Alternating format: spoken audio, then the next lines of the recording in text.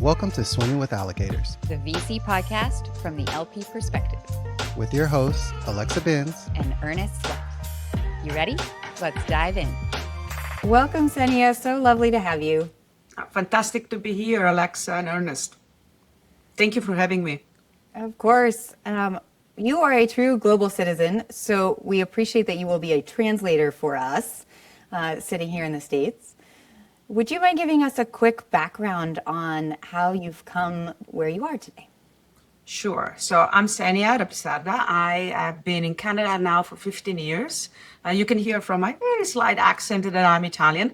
I left Italy many years ago and I went to study in the US, where I worked as a lawyer at the beginning, and then I went to work in Wall Street. Came back to Europe for 12 years in London, where I met my Quebecois husband, and he persuaded me 15 years ago to move back to Canada. And I've been here for the past 15 years investing in companies and Canadian funds. So, Senia, you've had an illustrious career in the Canadian ecosystem with stints at BDC. Could you speak about your time there and what you were doing? Of course. So BDC is the Business Development Bank of Canada, and I was hired when I was in Europe to lead the bank effort in really creating an ecosystem on the venture and growth side. Because Canada ecosystem 15 years ago was really underperforming. There were few funds and very little companies. Much of the talent would be then going south, and we would lose a lot of companies and potential upside for wealth. So I arrived at BDC, and my role was to create a process and a system and a fund to back emerging managers. Therefore, identify managers that never had institutional capital. And so I spent the first 3 years really working with different groups of investors, from angels, from the BDC internal groups, of course, but also creating a playbook to institutionalize Canadian funds and become then backable by many different groups, not domestic or international. So my role was VP of Strategic Investments at BDC. One other important part at the point was to also realize that it really took a village to build companies and funds. So we also needed not only the BDC, the EDC, the domestic players, but we also had to bring the private sector in. So a second piece of my job became something that probably has been the most rewarding activity in my career, which was to work with the Canadian government, with the head at the time of BDC, and design a program that could attract the private sector in the asset class.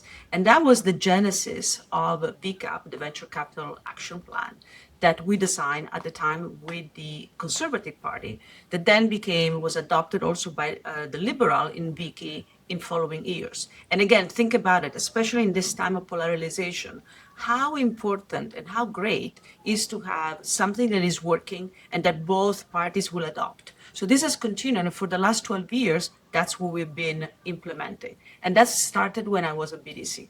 Wow, that both parties actually aligned on something. That sounds They just changed the name. Yes. That literally sounds foreign to me. So you guys got that going. And then you made the move to HarbourVest. Could you tell us about what was the appeal to your current role and current organization?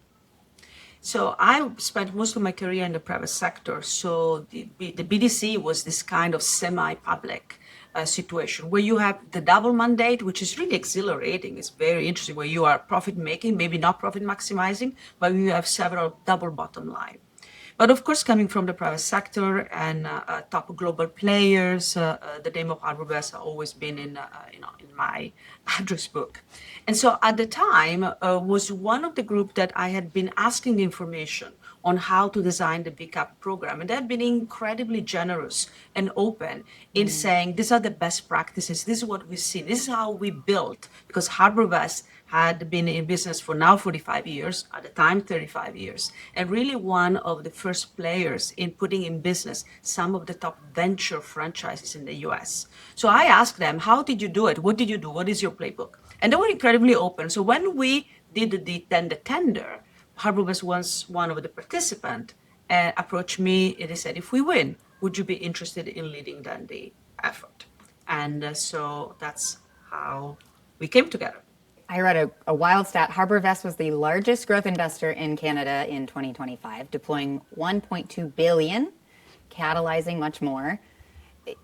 Now that you are sort of spearheading this effort, you straddled sort of the government relations, and now you're doing it on behalf of your clients, the pensions, high net worths, etc. It is the momentum there. You all are now catalyzing this sort of new Canada, a new venture ecosystem.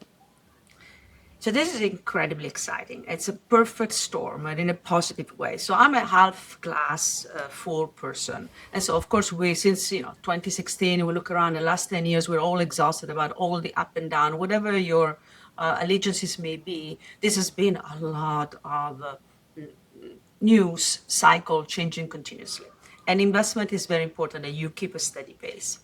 But now, more than ever, I can see there is an incredible momentum for Canada. And let me tell you why.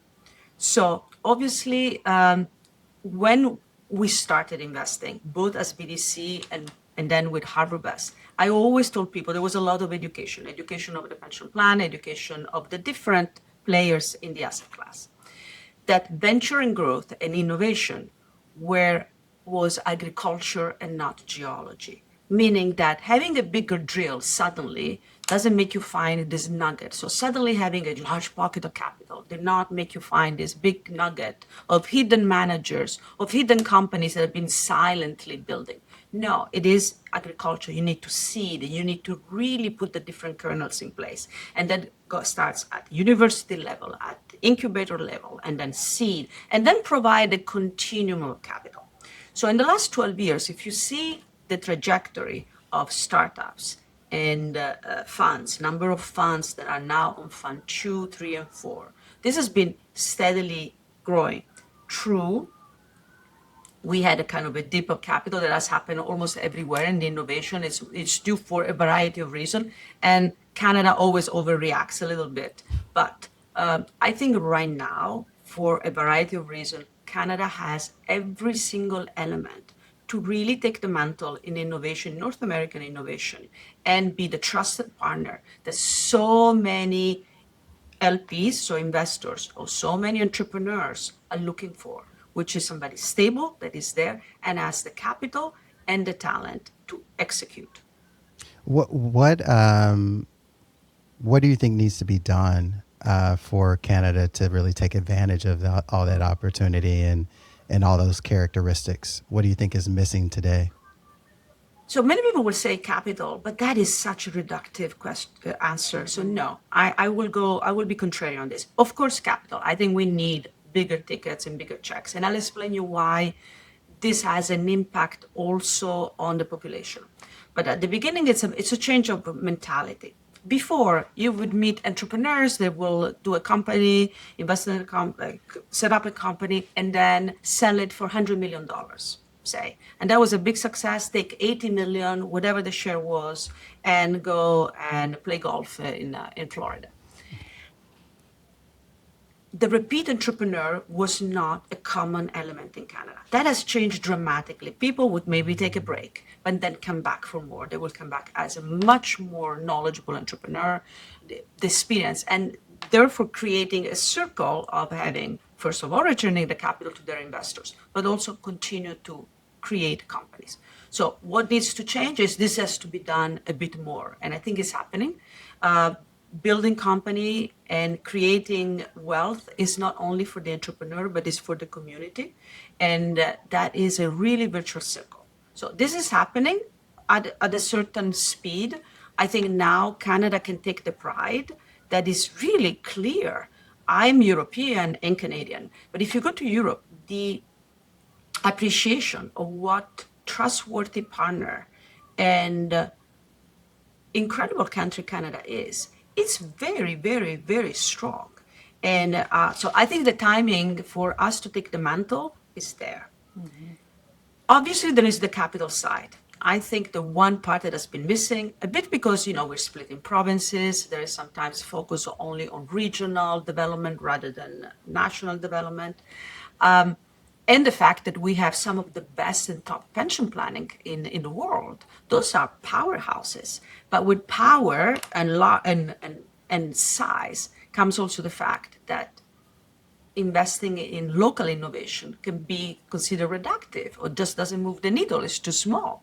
And so that has created an issue of undercapitalization from some of the big asset allocators into the country. And I think we're finding ways to resolve it, but it has been, of course, a little bit of the friction there. So I would say what needs to change is clearly more focus on domestic innovation and domestic investments. And domestic investments is not only infra, but is also, as I said, innovation capital. And the fact that I think for success is something good and is something can be shared with the community. We just had the guest who came on just before you, Teddy Repko, was talking about how he's been spending time in India, he's been spending time in Israel.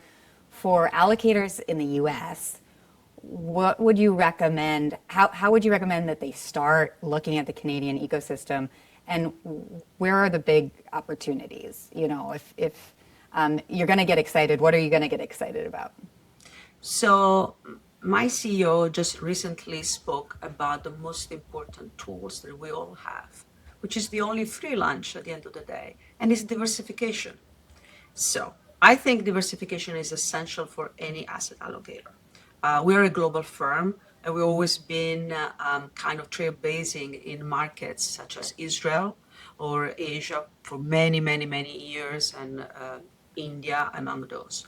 So the way I present Canada and I marry it with and the type of managers that I usually choose are managers that are incredibly curious, where other markets are top of mind in an, again, diversified way. I'm an investor, for example, in a seed fund where 90% of their investments are between Canada and the US. But recently they've been they're based in Vancouver, they've been looking at India. And to me, that is a very interesting exposure. And that's how I present Canada to my US investor, my global investor, is the fact that you can have North American exposure in an incredibly kind of more, in a very disciplined way. And at the same time, have a 10, 15% exposure to different emerging markets. And so it's just a matter of actually getting out of your comfort zone, spend the time to investigate who are the best managers and the best companies, or hire someone to do it for you, because we only have 24 hours in a day, and go from there. The firm that have diversified abroad and the allocator that have diversified abroad in the past 10 years, rather than just concentrating on the easy part, are the best, perform the best. Are you seeing with Canadian fund managers any kind of like through lines on the kind of best of the best? You mentioned curiosity is something that you look for. Are there other kind of like expertise or characteristics that you find in the best Canadian fund managers? I think, first of all, is awareness that being a fund manager and an investor, it's an incredibly long-term game. Moreover, if you're in venture, your cycle before you actually see some returns in for yourself as a carry, not to your LPs, LP hopefully sooner, is 14, 15 years. So I always tell people that want to be emerging managers that come and talk to me. So first of all, you need to know that this is not a short game, get rich type of path at all. Yeah. So I would say curiosity is definitely essential. Obviously, we would not be in tech and in venture if we were not curious. Being humble is and really a good team player is critical. I know sometimes we see these tech bros, mostly bros, difficult to see tech bros, kind of being, very sole rider. But in reality, it really takes a team. And so some of my best managers are definitely good at building, surrounding themselves. They don't have a high turnover in the team. It's something that is critical. And then they really need to be so agile at changing the type of focus in technology. now I've been doing this for 35 years, and the speed at which technology is changing is so different from 10 years ago, 15 years ago. I remember, everybody was doing nanotechnology or was doing like certain subsector, right? And now you can't really be in one subsector because it's probably going to be obsolete tomorrow. So I think the agility and capability of adapting is very important as well. You had told us that HarbourVest puts a Fund 2 through the same rigor that you would put a Fund 12 considering a re-up opportunity. Can you sort of tell us what that calibration gets you? It seems unique to HarbourVest. Well, again, the power of the global platform here is in full display. To me, first of all, we are all aligned in our firm. A deal happening in Singapore, a deal happening in Toronto has the same impact on the firm and on people compensation in a sense. So therefore, everybody's clearly aligned and cares. That is very important. We're not siloed. Therefore, there is the desire to compare and benchmark, and we also have a very, very strong quantitative team. And so for me, it's very, I don't want to use the word easy, but accessible to be able to compare.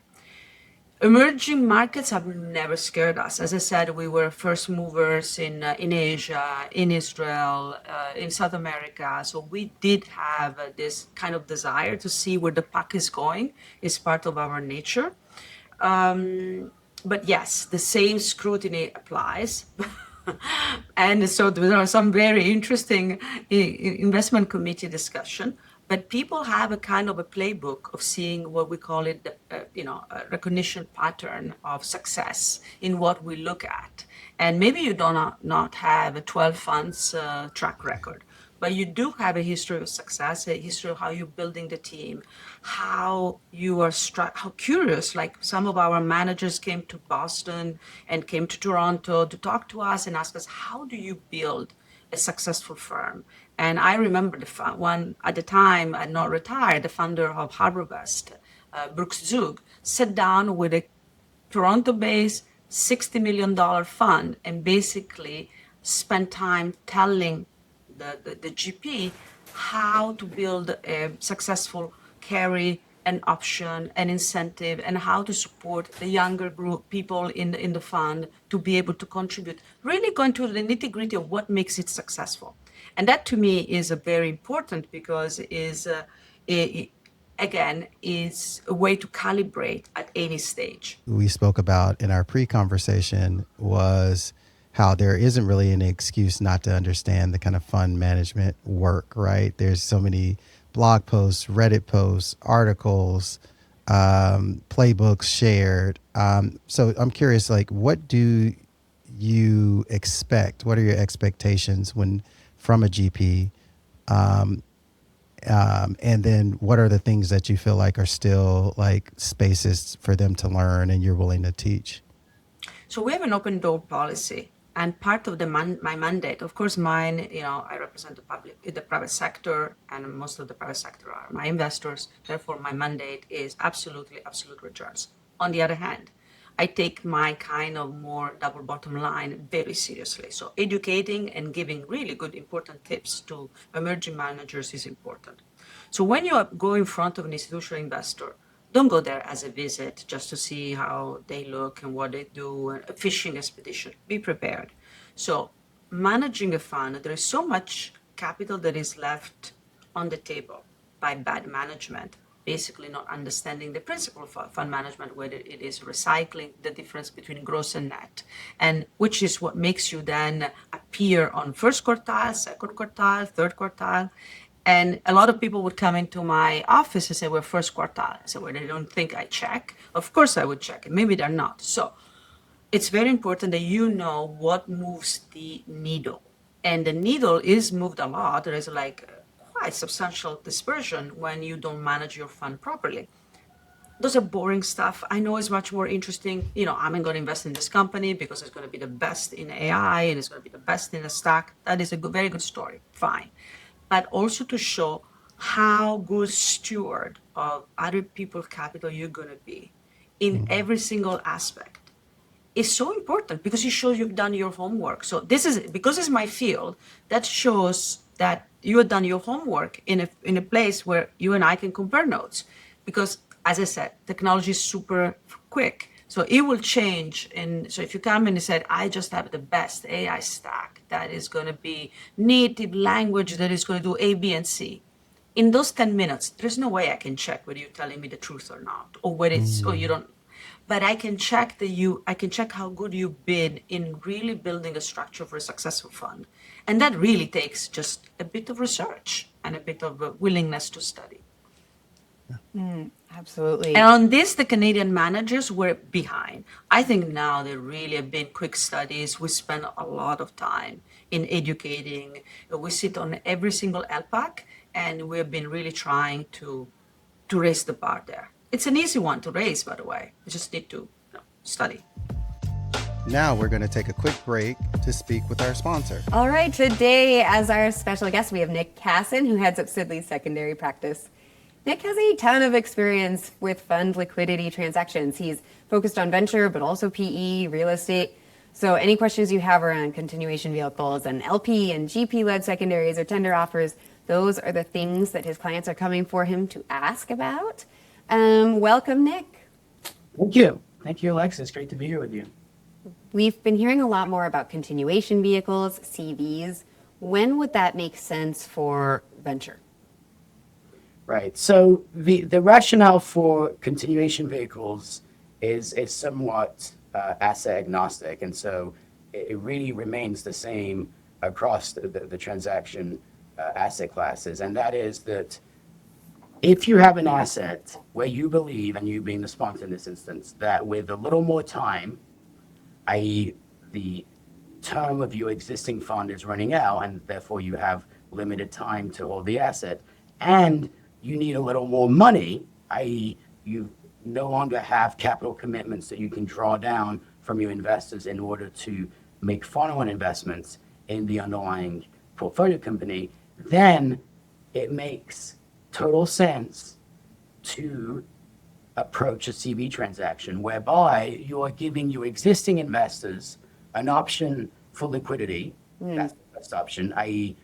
we sponsor told you 7, 8, whatever it was years ago that we would get you your money back at year 10, and therefore we are giving you that option now, or you have the option to roll into the CV and continue the exposure on the basis that the sponsor believes that there's accretive value in the asset, and that with that additional capital and that more time, there's benefits to be provided to the investors. And so the way these transaction works is that new money will capitalize the CV and buy out the existing investors who are opting for liquidity.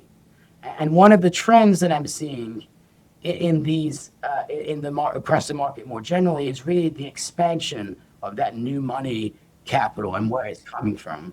It used to be that the new money just came from established secondaries players who've been in the market for 20, 30, sometimes up to 40 years, like the large fund-to-fund players since the 80s and 90s have had dedicated pools of capital to partake in these transactions. But since the advent of these CV transactions, which is more recent than the typical LP trades, and since they have become such a used and utilized tool by sponsors, the capital available has expanded. And so traditional buyout funds now are, for the most part, considering whether to raise capital to invest in this strategy. And indeed, a lot of them have raised capital to do so.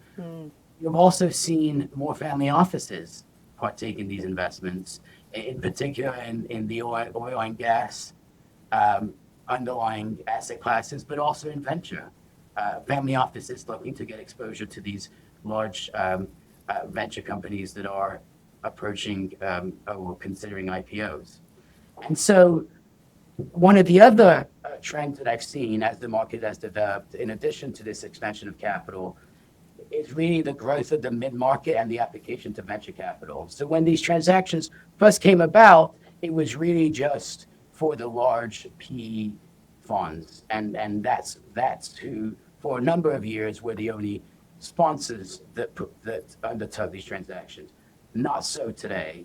I mean, you see these transactions taking place in the mid-market more and more often. In fact, you have traditional CV secondaries or secondaries players that are raising capital dedicated to investing in buyout or mid-market buyout, I should say, or venture. There's been a few examples in recent years of new entrants, secondaries money, just solely focused on acquiring exposure to venture funds and underlying venture companies, either by way of the more traditional LP trade route, where they're acquiring from an existing investor that's looking for liquidity, or if they're investing at a larger scale, through the CV transaction, where they can act as lead investor or syndicates in the CV and providing liquidity to the exiting existing investors. And how do you manage a conflict of interest there as the GP who's both offering liquidity to one LP and fundraising from another? That is an excellent question, and it's really one of the key characteristics of these transactions. As you said, the GP clearly sits on both sides of the table as the sponsor / GP of the existing fund, as well as the sponsor of the continuation vehicle. And so there's a couple of tools that are employed and measures that are taken to ensure that, notwithstanding this conflict of interest, they are somewhat mitigated. And the first is disclosure. And so as part of these transactions, there will need to be thorough and comprehensive disclosure to both the existing LPs who are being given the option to roll or sell, but also to the new money coming in. Disclosure of the conflicts and disclosure of the risk of the transaction. In addition to that, because the GP sits on both sides, it's very important that they don't provide certain information to one stakeholder, i.e. the existing investors, and then different information to the new money coming in. So the symmetry of the information and even the timing of when that information is provided is something that should be closely monitored. And we often recommend on the legal side, when advising sponsors, that they create a data room that would contain all information that is shared with both the existing and the CV investors, so as to ensure that there's no disparity of information there. An additional point regarding the conflicts is that because of the inherent conflicts, the valuation at which the portfolio company is essentially acquired by the CV is closely watched. And so there's a couple of items that can mitigate that conflict. The first is a valuation opinion as it relates to the asset, which can provide some comfort, although these opinions do tend to be highly qualified. The other, and perhaps more important, process that provides some comfort around the pricing is engaging a broker that runs a thorough auction process. So there's a handful, and the list is expanding, of brokers that focus specifically on these CV transactions. And they will, as part of these transactions, they represent the sponsor, and they go out to the secondaries market, to the list of secondaries players that they know have an interest in that specific underlying asset or asset class, and entertain bids for the portfolio company. And as part of that process, they obviously will choose, in coordination with the sponsor, the highest bids. And so that also gives some blessing in terms of the valuation that is being assigned to the portfolio company.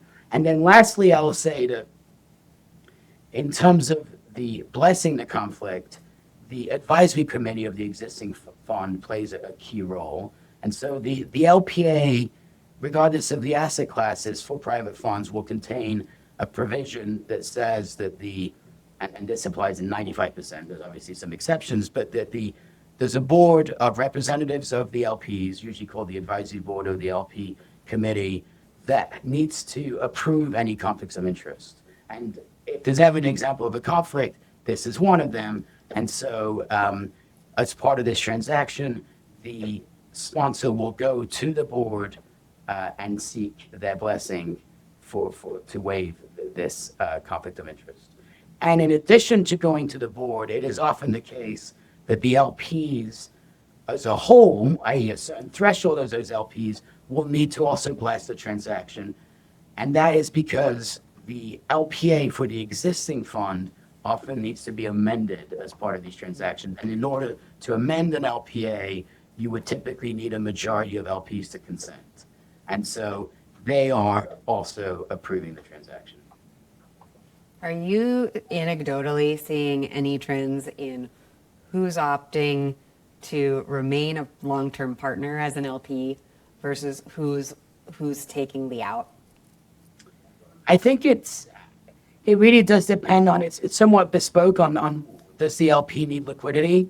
But I will say that the LPs that are themselves entertaining secondary strategies are more likely to agree to roll and maintain exposure versus those that have liquidity needs will often elect for the sell option. And by the way, for these transactions to work, you need a certain number of LPs to elect liquidity and to sell for them to be a transaction that's worthwhile for the new capital coming in and buying out that exposure. And now back to our LP interview. Speaking of raising the bar, it seems like there's a recalibration required given the velocity that technology change can kill portfolio companies. And curious how you're addressing that in your manager selection, the sort of the new world of just technology, you could call it annihilation. So a new competitors, okay. The typical entrepreneur will always come into my room, into my office, and say, when I was in Europe, in London, or in Toronto now, and for the last 15 years, and say, I'm the best. There are no competitors. When I ask, who are your competitors? There are no competitors. I never found somebody who said, this is actually a very crowded space. We're thinking about acquiring them. No, there are no competitors. But still, I would then say, okay, if there were competitors, how much of your revenues would they capture? And it was always 10, 20, 30%. And now you use the right word, annihilation, because now it can come a new company and actually takes you out completely, right? So the same way we did a COVID kind of a benchmarking and going through which, triaging our portfolio, existing portfolio. With COVID, we've done the same thing with SaaS and the impact of AI. So we do have a model that we use on our existing portfolio. And now, of course, we use the same model, if not even better, on future investments and new investments, and how big is the moat, and how defensible that is, and the speed at which that can impact. Surprisingly, I think the impact of AI is clearly going to be very felt by companies that don't have proprietary data, and they don't have proprietary data that is embedded in payroll or in activities that require regulation. And that's our analysis that we did on software. Because just even replacing those is very complex. It will make things quicker, but not necessarily kill the revenues. It may shrink some of the workforce, or substitute it, but not necessarily. So I think we're still in a wait and see impact phase, but we do have very robust model that we use to run our portfolio through. In our pre-conversation, you spoke about there was kind of like four filters for kind of like durable, great companies. And so like mission critical, big moat, capital efficient, and also not greedy founders. Which do you think is the most important, if you had to pick one, to predict the survival and kind of like thriving during this cycle? The answer is it depends. It depends on your cash position. It depends on your cash position, in a sense, because if your cash position is strong, then of course the having a big moat is, in my opinion, critical, because being a mission critical is essential. But if you do not have a strong cash position, not having greedy founders is critical again, because it doesn't matter whether you have the best technology and the best mode. If you raise at a way too high valuation, and then you have to do a next round, chances that you're going to be cramped, and therefore a lot of value is going to be destroyed, are high. So they're all very important, but it depends on your cash position. If you have cash at that point, clearly you have to stand on your own two legs as a company, and then the market will tell. And therefore, mission critical is very important. If you do not have cash, I think the attitude of the founders very serious. We really try, and this has been, especially in 21, 22, where the valuation was so high and so many, we had entrants in the Canadian market, like the Tiger Capital, the Fidelity, the groups that would come with very deep pockets and very interested in the last mile of a company, to kind of manage the expectations of our founders. Because at the end of the day, as you know, in venture, the only thing that matters is at the end is the exit. The interim valuation do not matter. It's running commentary in venture is almost unnecessary. It's interesting, it's fun, but it's not an indication how things will end up. So we tried always to kind of manage the fundraising into something that is, you don't have to do so much to grow into that valuation. One topic I would love to touch on while we have you is longevity, both as an asset class that we can be looking at and as a allocator looking after folks through their pension plans. Would you mind sharing with us your thinking on this topic? So I'll start from the beginning. I remember being a young associate and being at Nokia headquarters in Europe, and sitting down in a cafeteria, and one of the technical guy, one of the engineer guy was show me one of the model, one of the ridiculous model like the brick and whatever, saying, one day your entire life will be into this. And I roll my eyes, I'm like, oh, these engineers really. But I remember thinking, and I went home and I said the same thing. I think at a certain point, all our life will be a mobile phone, and this was like 25 years ago, and people laugh, and myself included.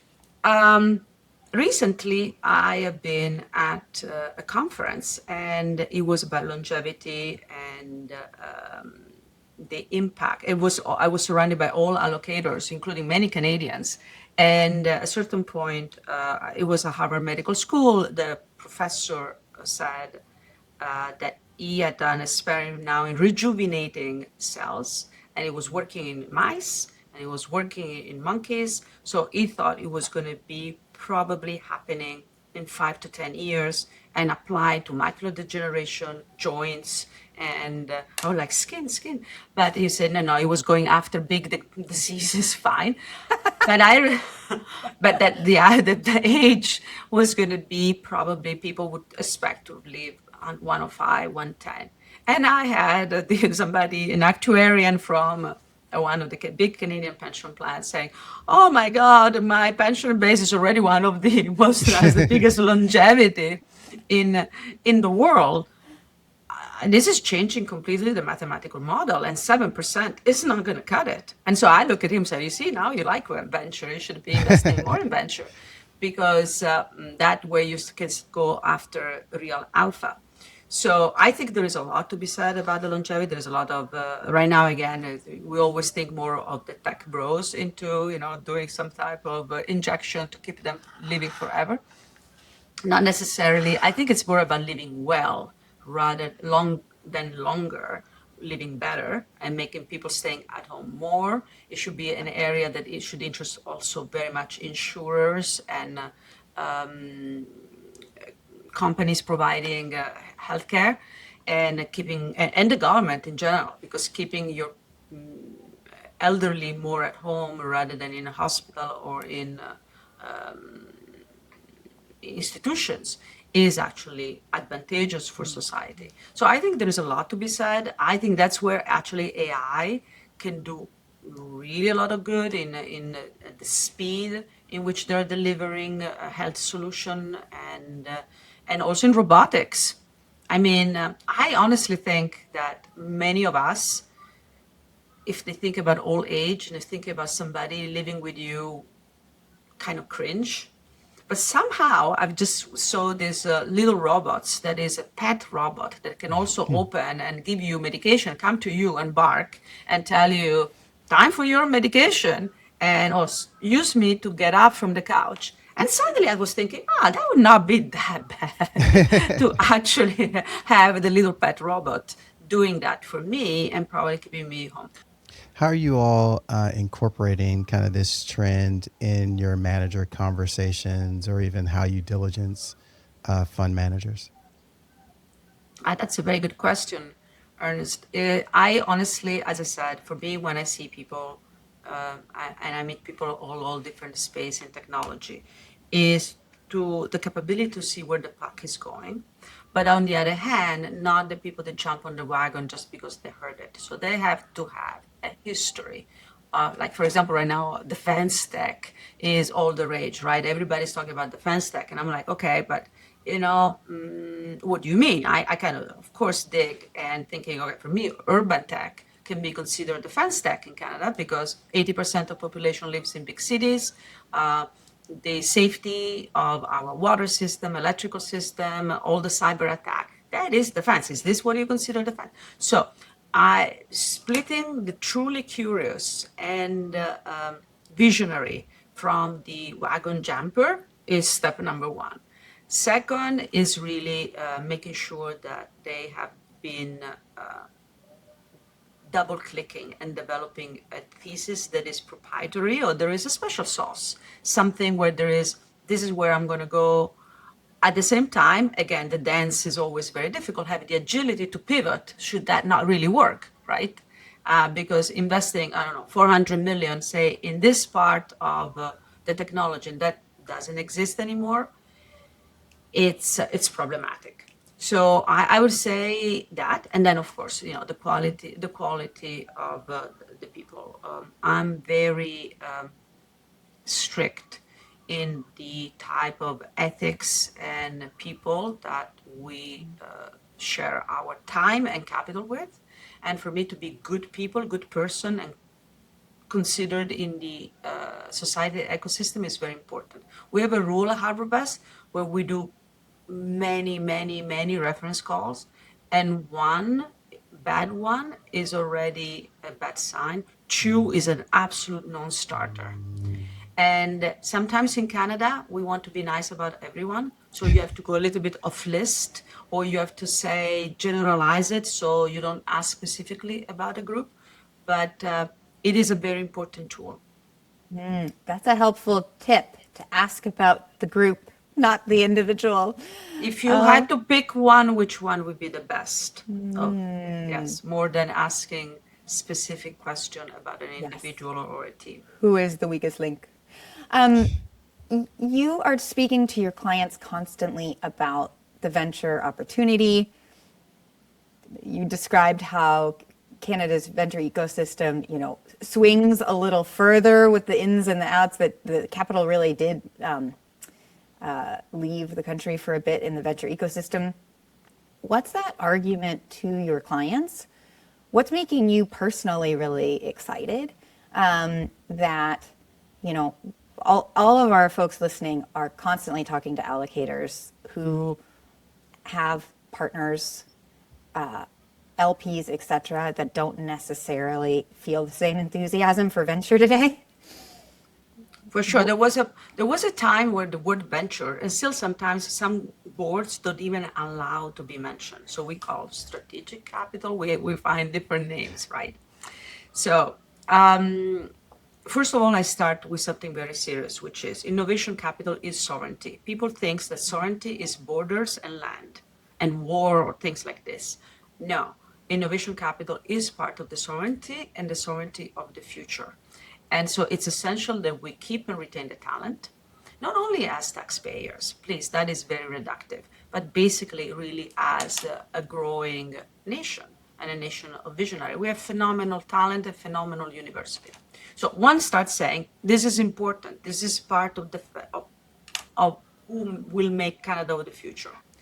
Second is really explaining that there is a virtual circle and a pernicious one. And the virtual one is when you don't have necessarily the time and the capability because it's small tickets to invest in innovation, so you delegate it. But then you can come later in backing some of the top growing Canadian champions. I have a couple of companies lately that did very big rounds. I'm not going to mention names, but they did very large rounds.